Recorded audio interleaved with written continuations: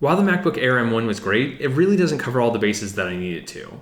I've been trying to edit video on it, but it doesn't quite get there. I just can't get over the fact that it runs Mac OS. And so I've been looking for small, compact, but still powerful Windows machines in order to edit video on. And so this was the latest one that I wanted to check out. This is the Asus Zephyrus G14 laptop, and it has all of the specs of a big, beefy gaming laptop, but in a relatively portable form factor. And so I thought it was perfect for trying out video editing and then maybe playing a few games on. But is it good enough to get me back onto Windows and editing happiness? Let's talk about it. This is NOISO, and this is the Asus Zephyrus G14 review.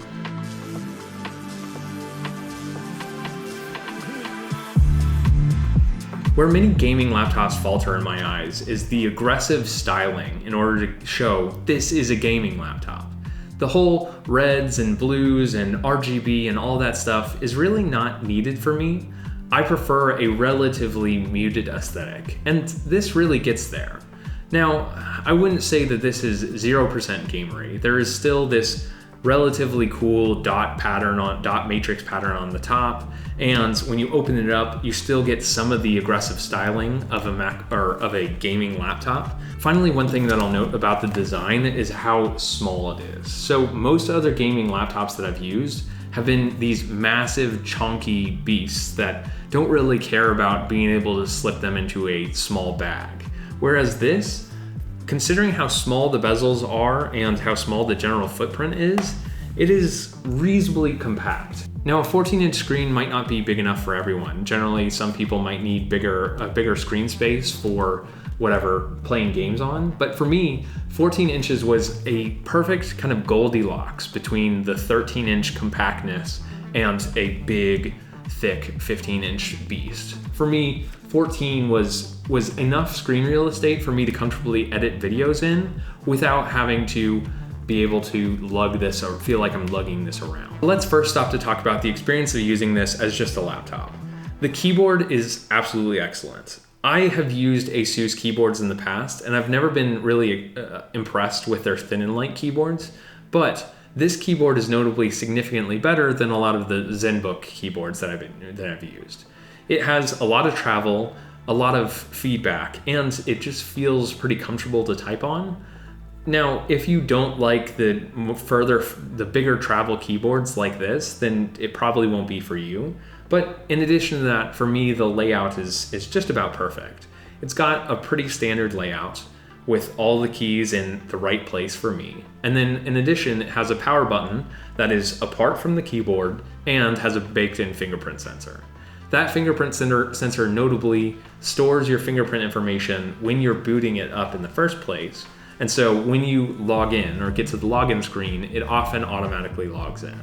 Now, it wasn't always quite that perfect. Quite frequently when I tried to log in from sleep, wake this from sleep, it couldn't log in properly with my fingerprint, and so I had to enter in my PIN. So it wasn't nearly as seamless as most other Windows Hello systems that I've used, and of course, the Touch ID on MacBook Air.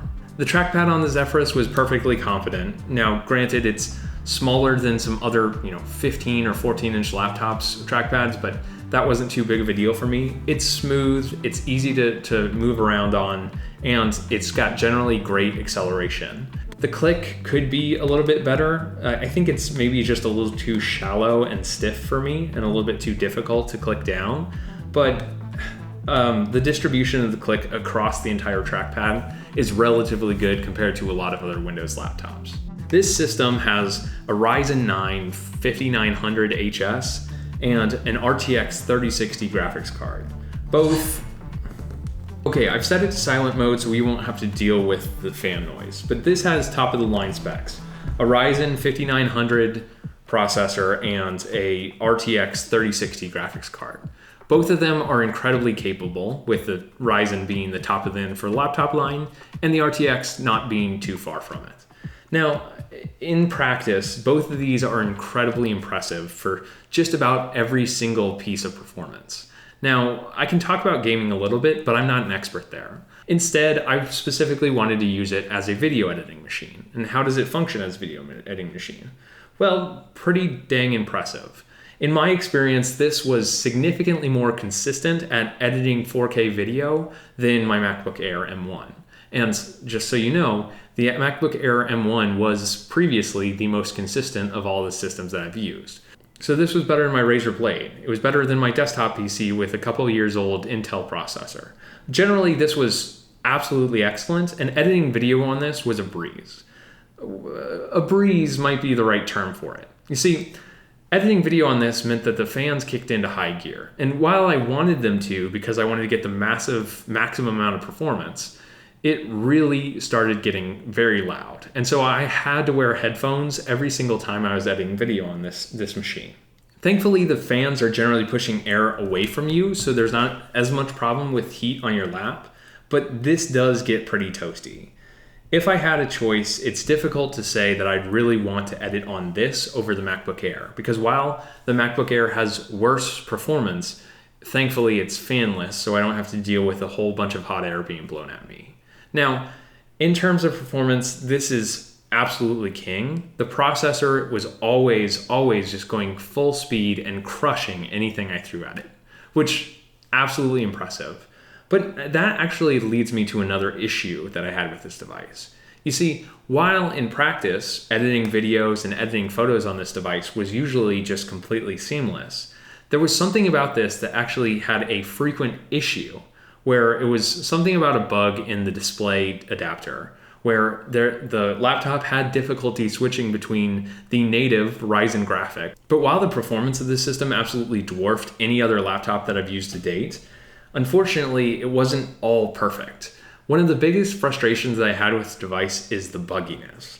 So frequently, when I tried to update or open up Premiere Pro or Photoshop, I get frequent errors, specifically with the graphics driver. You see, since this both has integrated Ryzen graphics built in and the RTX 3060, sometimes the computer gets a little confused over which graphics it should be using. And so instead of using the RTX 3060 for rendering graphics in Premiere Pro, it would instead opt for the Ryzen, or it would just get too confused and throw error codes. And so I would specifically have to put the computer in a specific mode to always use the RTX graphics. And so as a result, the battery life on this thing was definitely not comparable to the MacBook Air. Now, frankly, I don't care too much. I was using it as like a desktop replacement at home on my lap with a charger attached, so I wasn't too worried about the battery life. But this frustration of dealing with the RTX graphics versus the Ryzen graphics, it came up so frequently. And that actually leads me to the software. Asus included a massive amount of software baked into this product in order to get the most possible juice that you could squeeze out of the Ryzen 5th gen and the RTX 3060, which I guess I appreciate. If I was the type of person who wants to overclock his CPU or set his graphics card to run at a certain clock rate, then sure, that's excellent. But in my experience, I got so many notifications from Armory Crate about switching the graphics card or whether some application was using the graphics driver in the background. It got to be too frustrating. And it really made me want a more efficient, more kind of integrated system. And I will point to the MacBook Air, but really even an Intel chip with integrated graphics or just a Ryzen chip without the RTX baked in probably would have been a better experience because it wouldn't have to deal with this experience of switching between the graphics drivers. Now, finally, let's talk about the ports. So on this device, you get a USB-C port with charging capabilities on this side, which is excellent. Power, HDMI, and your headphone microphone jack. Then on the other side, you've got another USB-C port that isn't capable of charging, and then two USB-A ports. Generally for me, this is good enough.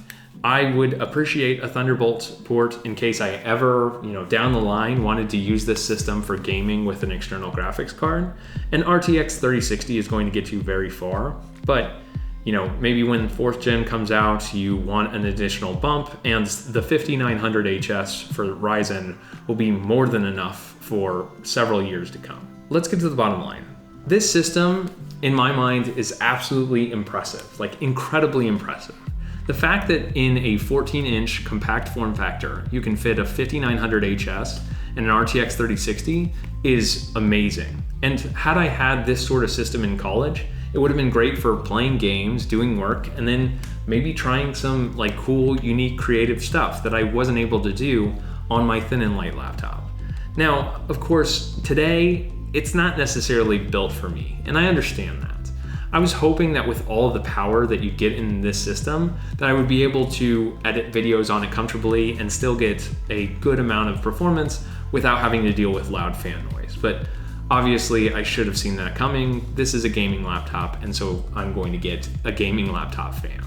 If I had my choice, I'd probably take out the RTX 3060 and sell it for a massive amount of profit and replace it with a 1650 or 1650 Ti, have a slightly smaller system, but still get a massive amount of performance out of the Ryzen, and hopefully not have to deal with nearly as much fan noise. There are devices on the market like that, and I will keep on looking to find great deals for them. Until then, I'm probably going to continue editing on my MacBook Air and being frustrated about it.